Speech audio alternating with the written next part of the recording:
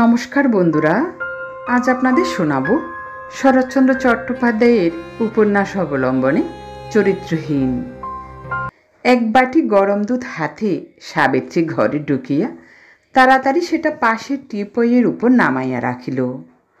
তাহার পরনে ধপধপে গরদের শাড়ি, সদ্য স্নাত সুদীর্ঘ সিক্ত কেশবার পিঠ ছাড়াইয়া নিচে ঝুলিয়া পড়িয়াছে। কয়েকটা চূর্ণ কুন্তল মুখের উপর কপালের উপর আসিয়া পড়িয়াছে। সতীশ আর চোখে চাহিয়া দেখিল। তাহার হঠাৎ মনে হইল সাবিত্রীকে আজ যেন সে এই প্রথম দেখিল, কিন্তু সে সতীশের আর্দ্র চক্ষুপল্লব এই ক্ষীণ দীপালোকে দেখিতে পাইল না। একটুখানি সরিয়া কাছে আসিয়া মুখ টিপিয়া হাসিয়া বলিল, দৌড় দিয়ে বসে প্রভু ভৃত্যে কি পরামর্শ হচ্ছিল শুনি? বেহায়া আপদটাকে কি করে ফটকের বাইরে দূর করে দেওয়া যায়, এই না? সতীশ সাড়া দিল না। পাছে কথা কহিলে কণ্ঠস্বরে ভিতরের দুর্বলতা ধরা পড়ে, এই ভয়ে চুপ করিয়া রহিল। সাবিত্রী বলিল, ছেলেবেলায় সেই বেড়ালের গলায় ঘণ্টা বাঁধার গল্প পড়েছ তো? আমিও দেখতে চাই এক্ষেত্রে ঘণ্টা বাঁধতে কে এগিয়ে আসে, তুমি নিজে না তোমার ও সাধু জিটি? তবুও সতীশ কথা বলিল না, যেমন চুপ করিয়াছিল তেমনি রহিল। একটা চৌকি টানিয়া লইয়া সাবিত্রী কাছে বসিল, কিন্তু এবার তাহার পরিহাস তরল কণ্ঠস্বর গম্ভীর হইল। কহিল, তামাশা যাক, কাণ্ডটা কি আমাকে বুঝিয়ে দিতে পারো? উপিন্দার সঙ্গে ঝগড়া করলে, শেষে কিনা সরোজিনীর সঙ্গে পর্যন্ত ঝগড়া করে চলে এলে। তা না হয় একদিন মিটে যাবে জানি, কিন্তু এ কি হচ্ছে? আমার গা চুইয়ে দিব্যি করেছিলে মদ ছবে না, তা মদ চুলোই যাক, গাঁজা খেতে ধরেছ, তাও আবার সোজা নয়, যত সমস্ত অবাগার দল জুটিয়ে গেরুয়া কাপড় পরে যন্ত্রমন্ত্রের ঢাক পিঠে প্রকাশ্যে বুক ফুলিয়ে খাওয়া চলেছে। সাবিত্রীর মুখে সরোজিনীর উল্লেখে সতীশের গা জ্বলিয়া গেল। বেহারি যে কিছুই বলিতে বাকি রাখে নাই তাহা সে বুঝিল। একবার তাহার ঠোঁটে আসিয়া পড়িল, তোমার জন্যেই আমার সর্বনাশ, তুমিই আমার শনি। কিন্তু সে কথা চাপিয়া গিয়া শুধু ধীর গম্ভীর গলায় সংক্ষেপে বলিল, বুক ফুলিয়ে মদ গাঁজা খাওয়ার দোষ কি? দোষ কি সে তুমি জানো না? না। আচ্ছা, তাও যদি না জানো, এটা তো জানো যে আমার গা ছুঁয়ে প্রতিজ্ঞা করেছিলে খাবে না। তুমি আমার কে যে কবে জোর করে দিব্যি করিয়ে নিয়েছো বলে সে একটা মস্ত বাধা? সাবিত্রী কোনো মতে হাসি চাপিয়া মাথা নাড়িয়া বলিল, কেউ নই আমি, একেবারেই কেউ নই। সতীশও ঘাড় নাড়িয়া বলিল, না। তবে মদের গ্যালাস পিকদানিতে ঢেলে ফেলে এলাচ চিবোতে চিবোতে এসেছিলে কেন? সে শুধু তুমি বকাবকি করবে এই ভয়ে। সাবিত্রী হাসিয়া ফেলিয়া বলিল, তবু সাবিত্রী কেউ নয়। আচ্ছা, এখন একটু দুধ খেয়ে ঘুমো। বলিয়া উঠিয়া গিয়া দুধের বাটিটা হাতে লইয়া সতীশের সুমুখে দাঁড়াইল। সতীশ আপত্তি করিল না, উঠিয়া বসিয়া সমস্ত দুধটুকু পান করিয়া শুইয়া পড়িল। সাবিত্রী বাটিটা হাতে করিয়া চলিয়া যাইতেছিল। সতীশ ডাকিয়া জিজ্ঞাসা করিল, তোমার আহ্নিক সারা হয়েছে? সাবিত্রী ফিরিয়া দাঁড়াইয়া বলিল, হাঁ। কি খেলে? এখনো খাইনি, এইবার গিয়ে যা হোক কিছু খাবো। শোবে কোথায়? দেখি ফটকের বাইরে কোথাও একটু জায়গা টায়গা পাওয়া যায় কিনা, নইলে গাছতলায়। বলিয়া নিজেই একটু হাসিয়া কহিল, আচ্ছা, কথাগুলো মুখ দিয়ে বার করতেও কি একটু কষ্ট হয় না? ধন্য তুমি। বলিয়া পরম স্নেহে সতীশের কপালের উপর হইতে চুলগুলি হাত দিয়া উপরে তুলিয়া দিতে গিয়া তাহার ললাটের উত্তাপ অনুভব করিয়া চমকিয়া উঠিল। বেহারি ঘরে ঢুকিয়াই বলিল, মা, তোমার বিছানাটা? সাবিত্রী পাশের ঘরটা হাত দিয়া দেখাইয়া কহিল, এই ঘরটাতেই আমার বিছানা হবে বেহারি। বাবুর জ্বরটা কিছু বেশি বোধ হচ্ছে, আমি এই পাশের ঘরেই শুব। মাঝের দরজাটা খোলা থাকবে, তোমাকেও আজ এই ঘরের মেঝেতেই শুতে হবে। সতীশকে কহিল, আর রাত জেগো না, একটু ঘুমোবার চেষ্টা করো। বলিয়া ধীরে ধীরে দরজাটা বন্ধ করিয়া দিয়া গেল। অল্পকাল পরে সামান্য কিছু আহার করিয়া ফিরিয়া আসিয়া সে পাশের ঘরেই একটা মাদুর বিছাইয়া শুইয়া পড়িল এবং ক্লান্ত চক্ষু দুটি তাহার দেখিতে দেখিতে গভীর নিদ্রায় মুদ্রিত হইয়া গেল। অতি প্রত্যুষে ঘুম ভাঙিতে সাবিত্রী ধরফর করিয়া উঠিয়া এ ঘরে আসিয়া দেখিল শয্যার উপর সতীশ যাতনায় ছটফট করিতেছে। কপালে হাত দিয়া দেখিল উত্তাপে পুড়িয়া যাইতেছে।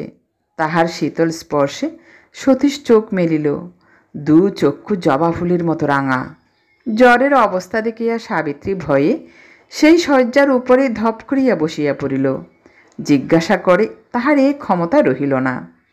সতীশ তাহার হাতটা টানিয়া লইয়া নিজের তপ্ত ললাটের উপর চাপিয়া ধরিয়া বলিল, আমি কালকেই টের পেয়েছিলাম। কালই আমি বেহারিকে বলেছি, এই জ্বর আমার শেষ জ্বর, এবার আমি আর বাঁচব না। জ্বরের তীব্র যাতনায় সে এমন করিয়া হাঁপাইয়া হাঁপাইয়া এই কথাগুলি কহিল যে সাবিত্রী তাহাকে সান্ত্বনা দিবে কি। অদম্য কান্নায় তাহার নিজেরই কণ্ঠরোধ হইয়া গেল এবং সমস্ত রাত্রি নিশ্চিন্ত হইয়া ঘুমাইয়াছে বলিয়া অনুশোচনায় তাহার নিজের মাথাটা ছেঁচিয়া ফেলিতে ইচ্ছা করিতে লাগিল। সতীশ কহিল, আমার একটা সাহস যে তুমি আমার কাছে আছো, বলিয়া সে পাশ ফিরিয়া শুইল। আজ সেই তাহার সকলের বড় অবলম্বন। কাল রাত্রে যাহাকে সে অভিমানের স্পর্ধায় বলিয়াছিল, তুমি আমার কে, কিন্তু ক্ষণকালের জন্য সাবিত্রীর এ সাধ্যটুকুও রহিল না যে বেহারিকে ডাকিয়া ডাক্তার আনিতে বলে। শুধু সতীশের একটা উচ্ছ্রিত বাহুর উপর হাত রাখিয়া পাথরের মূর্তির মতো বসিয়া রহিল। ক্ষণেক পরে সতীশ আবার এপাশে ফিরিল। আবার সাবিত্রীর হাতটা টানিয়া লইয়া বুকের উপর চাপিয়া ধরিয়া বলিল, আমিও তো কিছু কিছু ডাক্তারি পড়েছি। আমি নিশ্চয় জানি আমার এ জ্ঞান হয়তো ও বেলা পর্যন্ত থাকবে না, কিন্তু এখনও আমার বেশ হুঁশ আছে। কিন্তু সে জ্ঞান যদি আর আমার ফিরে না আসে তো উপিন্দাকে বলো, ওই দেরাজের মধ্যে আমার উইল আছে। সে আমার মুখ দেখবে না জানি, কিন্তু এও জানে আমার মরণের পরে আমার শেষ ইচ্ছার সে অপমান করবে না। সাবিত্রী, সংসারে এক তুমি ছাড়া আমার কেউ বোধ হয় তার চেয়ে আমার বেশি আপনার নেই। উইলের উল্লেখ সাবিত্রীকে আত্মহারা করিয়া দিল এবং এতকালের সংযমের বাঁধ আজ তাহার এক মুহূর্তের আবেশে ভাঙিয়া পড়িল। সতীশের বুকের উপর লুটাইয়া পড়িয়া সে একেবারে ছেলে মানুষের মতো কাঁদিয়া উঠিল। বেহারি প্রায় সমস্ত রাতে বিনিদ্র থাকিয়া ভোরবেলাটা ঘুমাইয়া পড়িয়াছিল। সে চমকিয়া উঠিয়া বসিয়া হতবুদ্ধির মতো চাহিয়া রহিল। তখন সতীশ দুই হাত দিয়া জোর করিয়া সাবিত্রীর মুখখানি তুলিয়া ধরিয়া ক্ষণকাল একদৃষ্টে চাহিয়া থাকিয়া সেই নির্মিলিত অশ্রু উৎস নিজের অগ্নুত্তপ্ত শুষ্ক ওষ্ঠাধরের উপরে টানিয়া নিঃশব্দে স্থির হইয়া রহিল। তাহার মুখ, তাহার চিবুক, তাহার গলা সাবিত্রীর দুই চক্ষুর অশ্রু প্রবাহে ভাসিয়া যাইতে লাগিল এবং সে প্রবাহ যে তাহার প্রাণাদিকের রোগ উৎপন্ন প্রবল প্রদাহকেও কতখানি ভিজাইয়া শীতল করিল তাহা অন্তর্যামীর অগোচর রহিল না বটে। কিন্তু সংসারে ওই বৃদ্ধ বেহারি বিস্ময়মুগ্ধ বিহবল চক্ষু ছাড়া তাহার আর দ্বিতীয় সাক্ষী রহিল না। বাহিরে শরতের স্নিগ্ধ প্রভাত তখন দিনের আলোকে ফুটিয়া উঠিতেছিল। সাবিত্রী আত্মসংবরণ করিয়া উঠিয়া বসিল এবং আঁচলে নিজের চোখ মুছিয়া প্রিয়তমের মুখ হইতে সমস্ত অশ্রুচিহ্ন সযত্নে মুছিয়া লইল। উঠিয়া আসিয়া ঘরের সমস্ত দরজা জানালা খুলিয়া দিতেই স্বর্ণাভ রৌদ্রকিরণে ঘর ভরিয়া গেল। বেহারির চোখ দিয়ে তখন ফোঁটা ফোঁটা জল পড়িতেছিল। সাবিত্রী মুখের ভাবটা সামলাইয়া ফেলিয়া শান্ত সহজ কণ্ঠে শুধু কহিল, ভয় কি বেহারি, আমি থাকতে ওর কোনো ভয় নেই। বাবু ভালো হয়ে যাবেন। আমি ততক্ষণ বাবুর কাপড় চোপড় ছাড়িয়ে বিছানা বদলে দিই, তুমি গিয়ে ডাক্তার বাবুকে ডেকে আনোগে, বলিয়া রোগশয্যায় পুনরায় ফিরিয়া গেল। ডিসপেন্সারি ডাক্তারবাবু আসিয়া পুঙ্খানুপুঙ্খরূপে সতীশকে পরীক্ষা করিয়া মুখ বিকৃত করিয়া কহিলেন, তাই তো, এ যে নিউমোনিয়ার লক্ষণ দেখি। ভয় নেই, রোগ এখনো বাড়তে পারেনি। ভরসা দিয়া সান্ত্বনা দিয়া ডাক্তারবাবু সহস্তে ওষুধ প্রস্তুত করিবার জন্য নিচে চলিয়া গেলেন। সতীশ কষ্টে একটুখানি হাসিয়া সাবিত্রীর মুখের পানে চাহিয়া কহিল, ভয় আমি একতিল করিনি, বলিয়া বালিশের তলায় হাত দিয়া একটা চাবির গোছা বাহির করিয়া দেখাইয়া কহিল, এটা চিনতে পারো সাবিত্রী? নিজে ইচ্ছে করে একদিন যাকে আঁচলে বেঁধেছিলে, আজ আমি তাকে তোমার আঁচলে বেঁধে দিই, বলিয়া সাবিত্রীর অশ্রুসিক্ত আঁচলখানি টানিয়া লইয়া ধীরে ধীরে তাহার চাবির রিংটা বাঁধিয়া দিয়া একটা শান্তির নিঃশ্বাস ফেলিয়া পাশ ফিরিয়া শুইল। সাবিত্রীর প্রতি বেহারির নির্ভরতার অন্ত ছিল না। তাহার কাছে সাহস পাইয়া সে প্রথমটা প্রফুল্ল হইল বটে, কিন্তু সে তো ছেলে মানুষ নহে। দিন কয়েক পরে সেই সাবিত্রীর মুখের চেহারা দেখিয়া মনে মনে ভীত হইয়া উঠিল।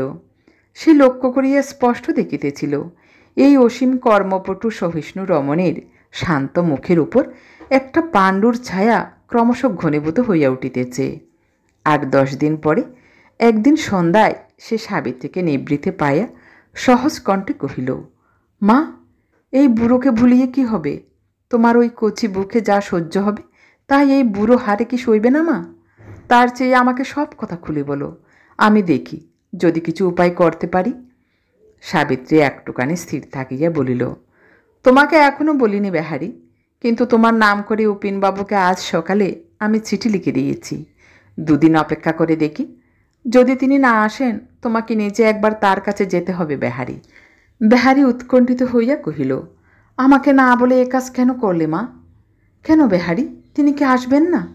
বেহারি মাথা নাড়িয়ে আস্তে আস্তে বলিল, তিনি আসতেও পারেন, কিন্তু আমাকে কেন একবার জানালে না মা? কেন বেহারি? বেহারি সংকোচে চুপ করিয়া রহিল। কথাটা বলা দরকার, কিন্তু এই অত্যন্ত অপমানকর বাক্যটা তাহার মুখ দিয়া সহসা বাহির হইতে চাহিল না। সাবিত্রী কহিল, এ সময়ে তার আসা যে নিতান্ত দরকার বেহারি। বেহারি বহু কষ্টে সংকোচ কাটাইয়া বলিয়া উঠিল, সে তো জানি মা, কিন্তু তুমি কাছে না থাকলে পৃথিবীর সমস্ত লোক বাবুর বিছানা ঘিরে থাকলেও তো তাকে বাঁচাতে পারা যাবে না।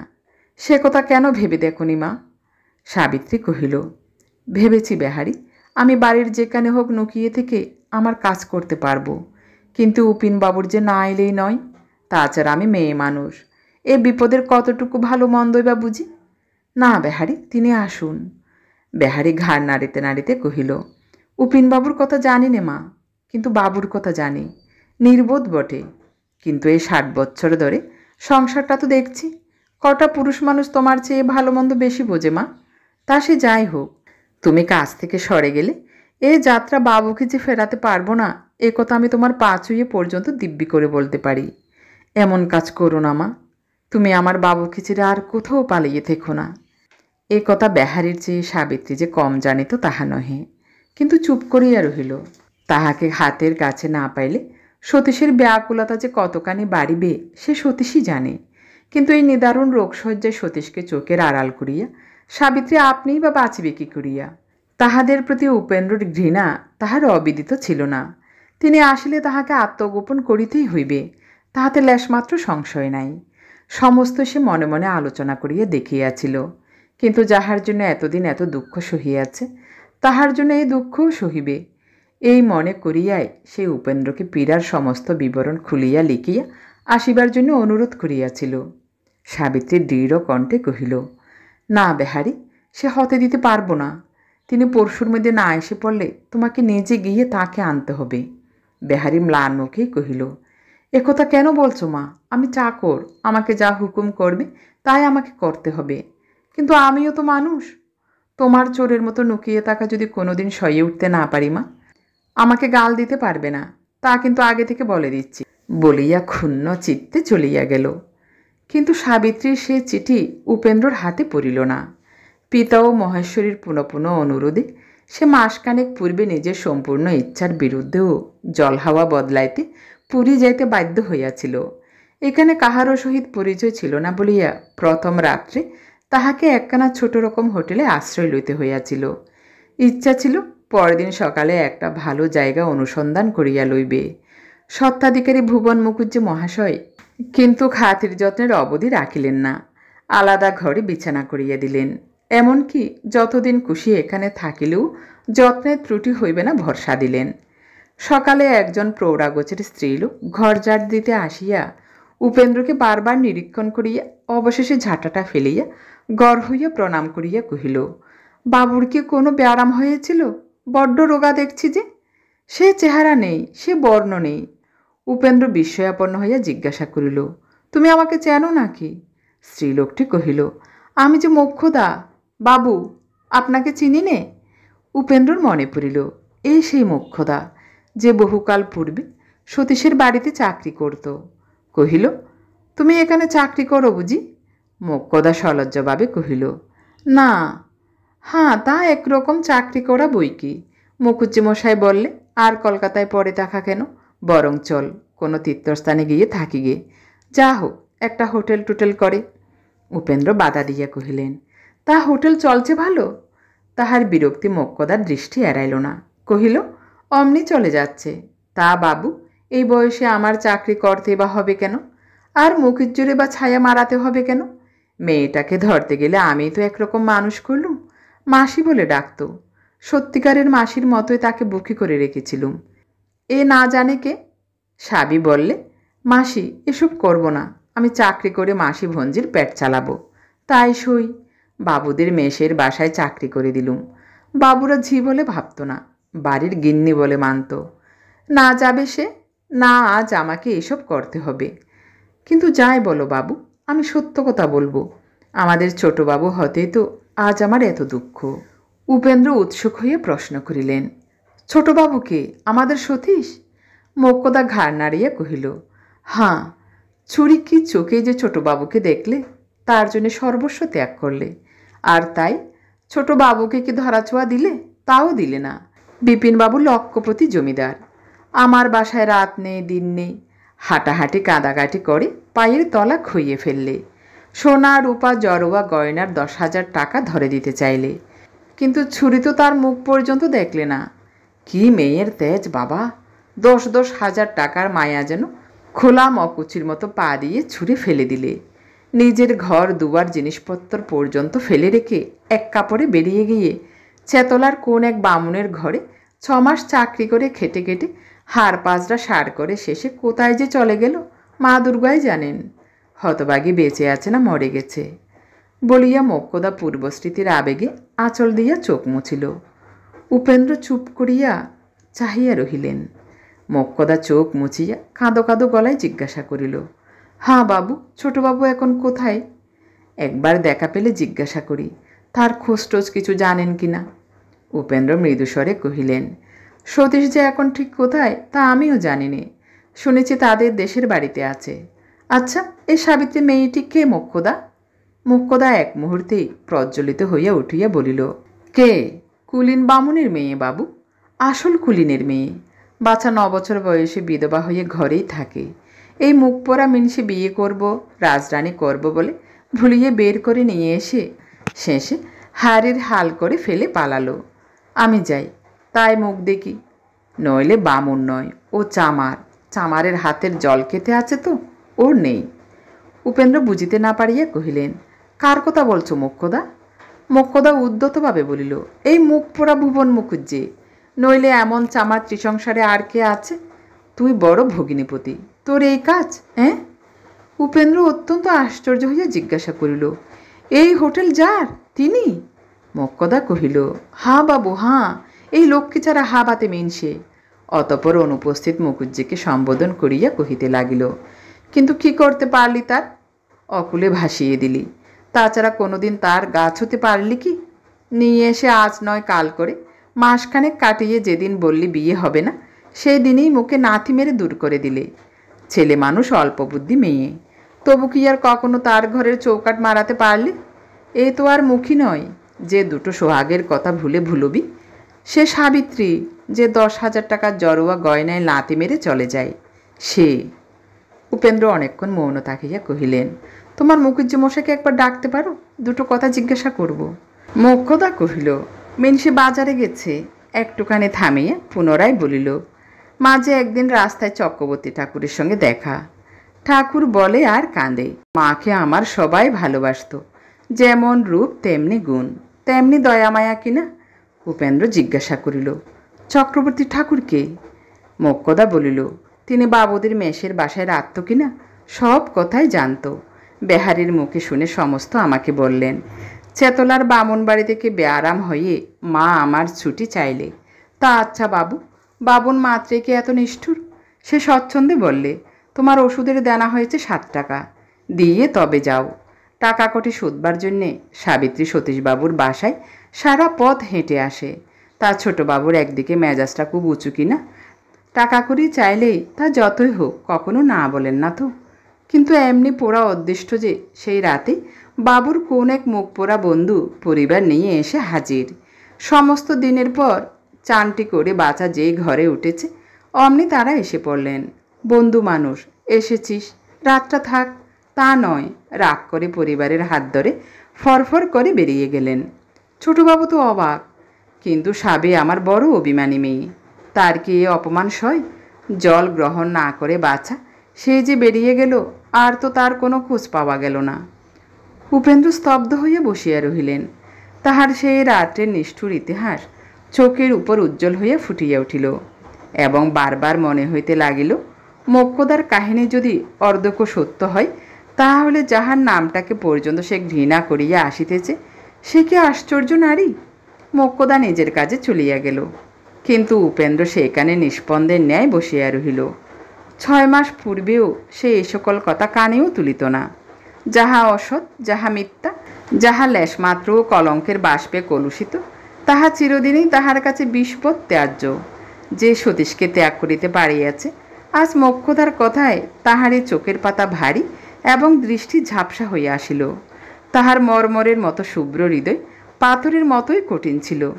তবে কেন যে আজ অজ্ঞাত নারীর কলঙ্কিত প্রণয় বেদনার কাহিনী সেই অকলঙ্ক শুভ্রতায় ছায়াপাত করিল, তাহা ভাবিয়া দেখিলে দেখা যাইত এ দুর্বলতা এতদিন সেই পাষাণ তলেই চাপা ছিল। শুধু সুরবালা যখন তাহার অর্ধেক শক্তি হরণ করিয়া চলিয়া গেল, তখন সুযোগ পাইয়া ইহাই প্রচণ্ড উৎসের মতো তাহার পাষাণ বক্ষ বিদীর্ণ করিয়া বাহির হইয়া আসিয়াছে। সুরবালা যে তাহাকে কতখানি শক্তিহীন করিয়া গিয়াছে জানিতে পারিলে উপেন্দ্র আজ ভয় পাইত, কিন্তু সেদিকে তাহার লক্ষ্য ছিল না। সে শুধু শূন্য দৃষ্টি লইয়া সুমুখের দিকে চাহিয়ে বসিয়া রহিল, এবং কোনো অজানা সাবিত্রীর ভালোবাসার ইতিহাস তার সুরবালার শেষ মুহূর্তের সেই অনির্বচনীয় করুণ চোখ দুটির মতো তাহার চোখের উপর চোখ পাতিয়া স্থির হইয়া রহিল। তাহার চমক ভাঙিল ভুবন মুখুজ্জের কণ্ঠস্বরে। লোকটা সাড়া দিয়া ঘরে ঢুকিয়া বলিল, বাবু, আমাকে কি ডেকেছিলেন? উপেন্দ্র কহিল, বসো, তুমি সাবিত্রীকে চেনো? মুখুজ্জে মাথা হ্যাট করিয়া বলিল, আগে চিনি। তার সম্বন্ধে যা জানো আমাকে বলতে পারবে? আগে পারব বলিয়াই নির্লজ্জ লোকটা তাহার গভীর অপরাধের ইতিহাস একে একে ব্যক্ত করিয়া শেষে কহিল, আমিও ভদ্রলোকের ছেলে বাবু, কিন্তু আগে যদি তাকে চিনতে পারতাম এই পথে পা দিয়ে আজ বিদেশে হোটেলের রাঁধুনি বামুনের কাজ করে দিন কাটাতে হতো না। শুধু আমার এই স্বস্তি যে তার দেহে প্রাণ থাকতে কেউ তাকে নষ্ট করতে পারবে না। উপেন্দ্র প্রশ্ন করিল, তাতে তোমার স্বস্তিটা কি? মুখুজ্জে কহিল, তবু পরকালে জবাব দিতে পারব সে নষ্ট হয়ে যায়নি। তাহাকে বিদায় দিয়া উপেন্দ্র তেমনি অসারের মতোই বসিয়া রহিল। শুধু তাহার মন তাহাকে অবিশ্রাম এই বলিয়া বিদিতে লাগিল, ভালো করো নাই উপেন, ভালো করো নাই। যে নিরুপায় নারী এত বড় প্রলোভন অনায়াসে জয় করিয়া চলিয়া যাইতে পারে, তাহাকে অপমান করার তোমার অধিকার ছিল না। সেদিন অপরাহ্নে উপেন্দ্র ভুবন মুখুজ্জের আশ্রয় ত্যাগ করিয়া অন্যত্র চলিয়া গেল, কিন্তু কিছুতেই সমুদ্রের জলবায়ু তাহাকে খাড়া করিতে পারিল না। বেলা যতই পড়িয়া আসিতে থাকে, চোখ মুখ জ্বালা করিয়া জ্বর আসে, এবং প্রতিদিনান্ত যে তাহাকে তিল তিল করিয়া তাহার পরলোকবাসিনী স্বামীহারা সুরবালার কাছেই অগ্রসর করিয়া দিতেছে, ইহাই যেন সে অন্তরের মধ্যে স্পষ্ট অনুভব করিতে থাকে। এইভাবে সমুদ্র তটের এই নির্জন বাসে ইহকালের মেয়াদ যখন প্রতিদিন ফুরাইয়া আসিতে লাগিল, এমনি এক সকালের ডাকে বেহারির পত্র বাটির ঠিকানা হইতে পুনঃ প্রেরিত হইয়া উপেন্দ্রর হাতে আসিয়া পৌঁছিল। যাহাকে মনে পড়িলে তাহার বুকে সুস ফুটিয়াছে, তাহার সে চিরদিনের বন্ধুকে অপমান করিয়া ত্যাগ করার দুঃখ যে তাহার অন্তরে অহরহ কত বড় হইয়া উঠিতেছিল সে শুধু অন্তর্যামী দেখিতেছিলেন। কিন্তু আজ যখন তাহারই কঠিন পীড়ার সংবাদ বহন করিয়া বেহারির পত্র চিকিৎসা ও শুশ্রূষার অভাব নিবেদন করিল, তখন অনেক দিনের পরে উপেন্দ্র শুষ্ক ওষ্ঠাধরে হাসি দেখা দিল। সে বেচারা জানে না, যাহার দিনগুলা পর্যন্ত গণনায় আসিয়া ঠেকিয়াছে, তাহারই হাতে সে আর একজনের সেবার গুরুবার ন্যস্ত করিতে চাহিতেছে। তবুও উপেন্দ্র সেই দিনই তল্পি বাঁধিয়া পুরী ত্যাগ করিলেন।